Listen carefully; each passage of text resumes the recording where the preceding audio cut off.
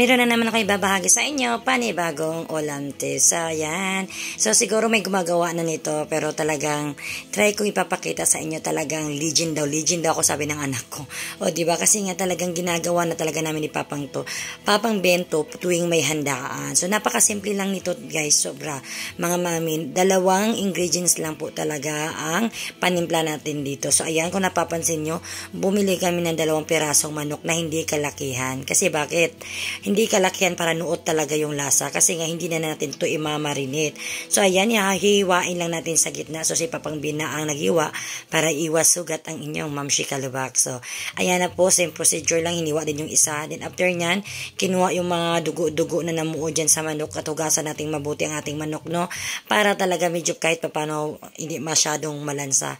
And then, yung mga malaman yan, niniwa ni Papang Bin ng paganyan para nuot yung panimpla natin dyan. So, ayan, kung gayahin nyo na lang kung paano ni Papang Bin hiniwa yung mga parte nandyan. So, ayan. So, wag masyadong malaki bilhin ng manok kung gagawa kayo nito. So, itong paraan na to talagang ginagaya ko lang sa tsuhin ko kasi talagang pumunta ako doon sa kanila. Sabi ko, napakasimple na napakamasarap naman talaga ng manok.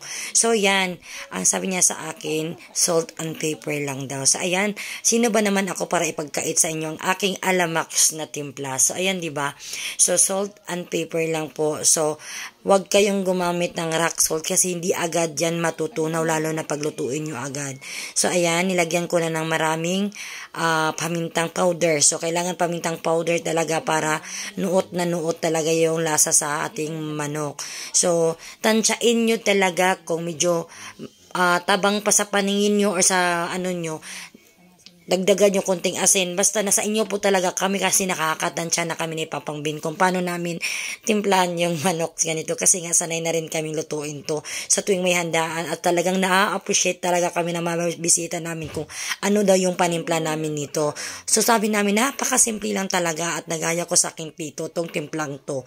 Sobrang mabilis lang siya gawin. Sawa na rin ako dun sa fried chicken na lalagyan natin ng breading. So ayan na po ang ating 2 manok na natimplahan na natin ng salt and pepper. So, ayan lang po ang ating napakasimpleng manok. So, ayan, nagpakulo na ako ng mantika. The more na maraming mantika, mas maganda. Pero kung ano lang available dito sa bahay, yun lang po ang nagamit kong mantika.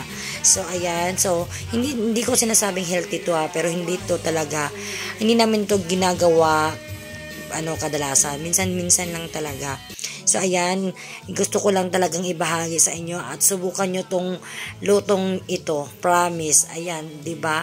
Napakasimple lang talaga niya. Hindi mo na kailangan budburan ng harina. Yun lang, ipiprito mo lang siya, tostahin mo lang siya.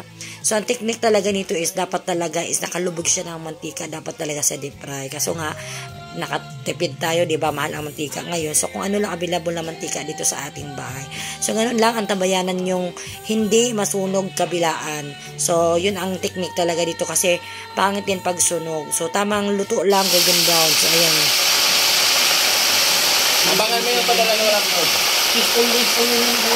He's always on. 7.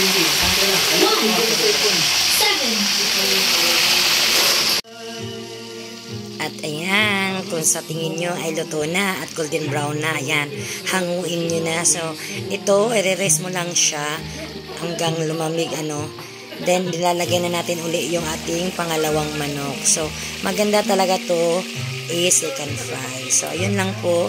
So, luto na po ang aking alamax na manok na gawang Mami Love. So, ayan po. Try nyo to, guys. Sobrang iba. Talagang nuot talaga ang lasa. Kakaiba. Simple, pero masarap. So, sana po may natutunan kayo sa video na to. So, gawin nyo to. Promise. Ang sarap at napakasimple. Easy gawin. Less hassle, no? So, ayan po. Para makakain na kami. Hiniwa na ni Papang Bin. So, ayun na po. Keep on sharing, guys.